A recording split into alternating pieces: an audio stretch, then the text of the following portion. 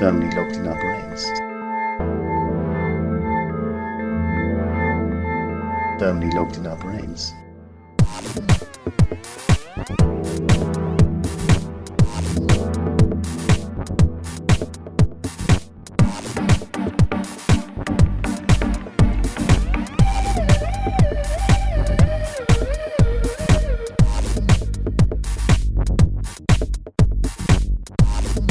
Losing my faith was very gradual.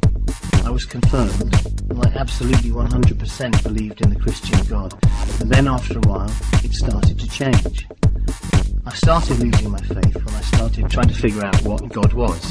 He can't really look like us. God created man in his own image. When it came to working out what I really believed in, I realized that if there is a God, he doesn't have a personality.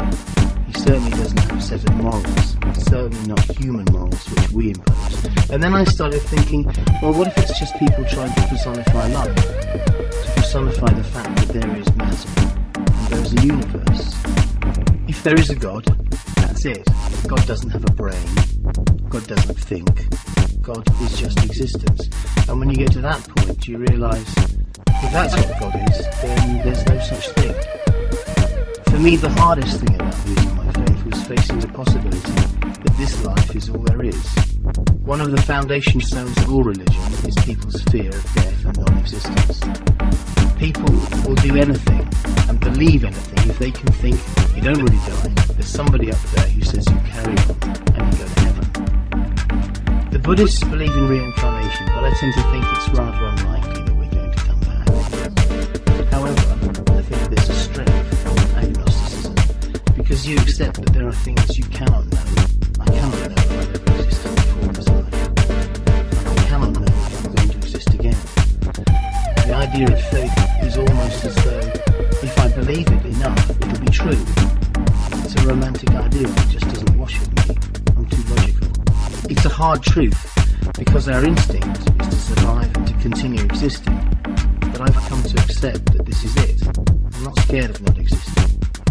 Socrates said that if death is unconsciousness, there's nothing to fear.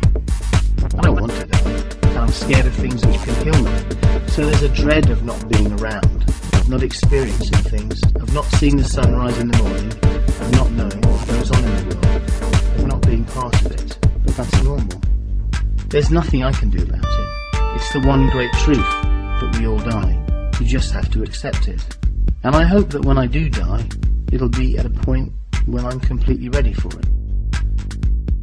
Firmly locked in our brains. Firmly locked in our brains.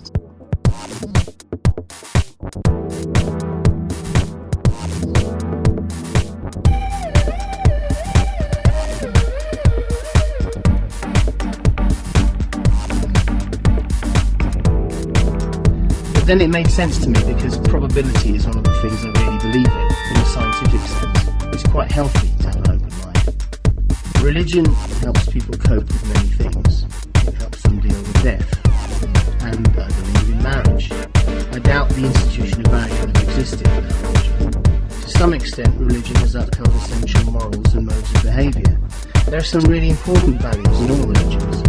However, I think human beings go through different stages. As a child, you have someone looking after you, and then you start to break away from that, and eventually you achieve a degree of independence from your parents.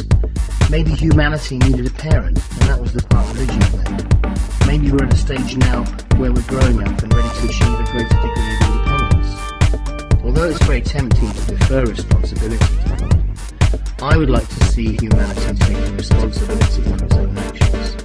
There's a certain bravery in standing up and saying, we're alone and there's no one looking after us.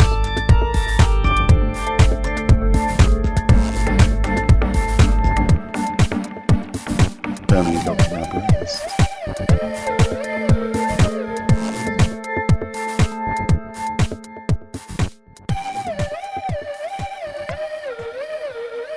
Firmly locked in our brains.